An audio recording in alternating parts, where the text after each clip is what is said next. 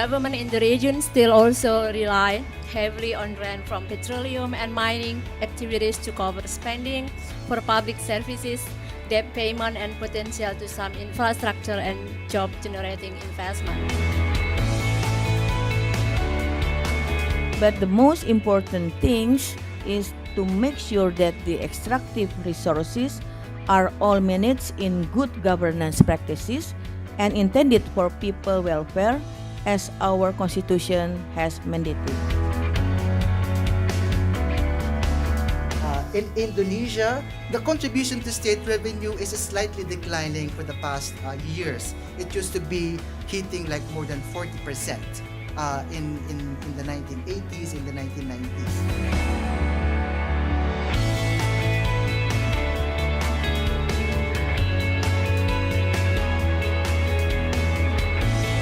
What was quite interesting to emerge from the findings was that mining approval regimes across the world have vulnerabilities to corruption. It doesn't matter where they're located, the size of the mining economy, how established it is. I should say, as far as the state-owned enterprises' involvement, they weren't involved because they signed away the right for the National Petroleum Corporation to take a stake in the block at later times. The way we've reported on this story is a $1 billion theft from the people of Nigeria. Ultimately, the cost could be vastly higher because the benefits of this block down the road are not going to be available to the Nigerian people because they've signed away that right.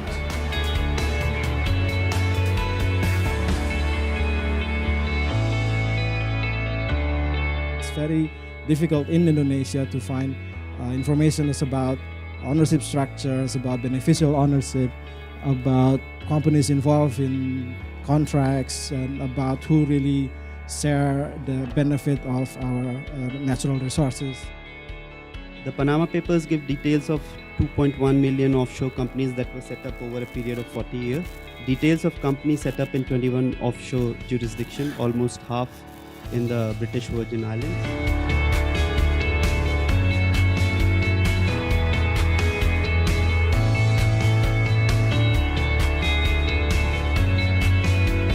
The NGOs, civil society, media, and the private sector should do more to promote the law, and it is vital significance to reduce the gap between rules and practices, increasing transparency and anti-corruption efforts, and to facilitate access to information.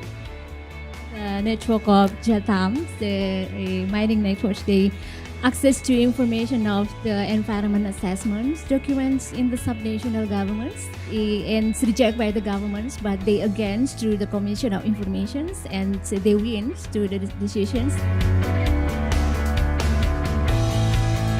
Last year, the UK hosted this big anti-corruption summit.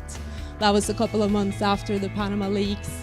And a number of countries came there making very high-level sort of commitments on beneficial ownership in particular.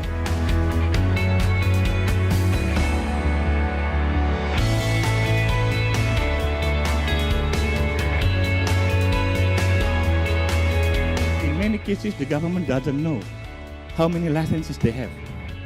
In 2014, for example, we get data of mining licenses, 11,000. 70% of those companies is not compliant. They don't pay royalties.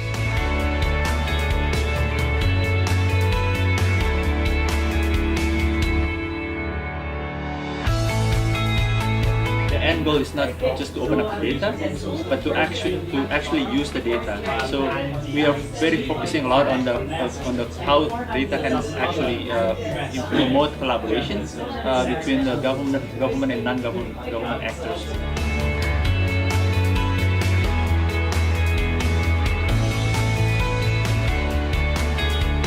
For experience, there is high risk for local media to cover investigative journalism.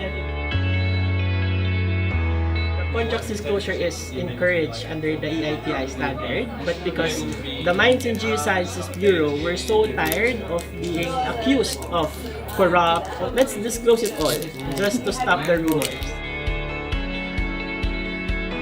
So this is It was designed bearing in mind that many of our chapters had never worked in extractives before. This was a new sector. We needed a tool that was also going to help them understand how it worked. Over the past 10, 15 years has been coupled with the IT revolution. But let's keep in mind, the corrupt has also adapted, and sometimes they adapt even faster than we are. So one of the lessons is that we need to be ahead of the curve rather than reacting to them. Lots of new learnings for me. What is this beneficial ownership? How is it going to go ahead? Open government data, there are lots of debates and discussions.